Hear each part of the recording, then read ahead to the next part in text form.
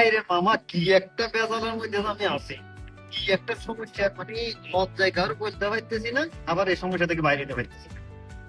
এমন একটা বেজালের মধ্যে আছি। আরে আমি যে গাড়িটা কিনলাম না, এই গাড়িটা কেনার পরে মানে আবেগ বশত ওই গুগলে সার্চ করছিলাম যে একটা হেলিকপ্টারের দাম কত। এই তো মামা আমার জীবনটা যে এখানে শেষ, মানে এখানে তো আমার জীবনের তেজপাতাটা ঘটলো। এইবার আমার কাছে নোটিফিকেশন আসতেছে, কল আসতেছে, মেসেজ আসতেছে, কি স্বপ্নের বাড়ি নির্মাণ করুন কানাডায়, আপনি কিস্তির মধ্যে ফ্ল্যাট নির্মাণ করুন, ওই করুন সেই করুন, সামনের দেশে যাইয়ের জায়গা কিনুন, আপনার জন্য ফ্ল্যাট রেডি, এ রেডি। মানে এটা তো আমার এমন একটা ফেরেশান লিখতেছে, মানে সকালে একজনে কল করে কইতেছে যে স্বপ্নের বাড়ি কিনুন কানাডায়, আরেকজনে বলতেছে যে স্বপ্নের জায়গা কিনুন সামনের দেশে, আরেকজন বলতেছে যে আপনার স্বপ্নের বাড়ি রেডি করুন, এই জায়গায় ফ্ল্যাট বিক্রি হইতেছে, এই জায়গায় এটা হইতেছে।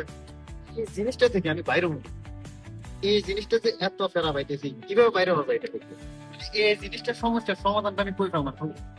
মামা আমি তোর কইতেছি সমস্যার সমাধান কোথায়।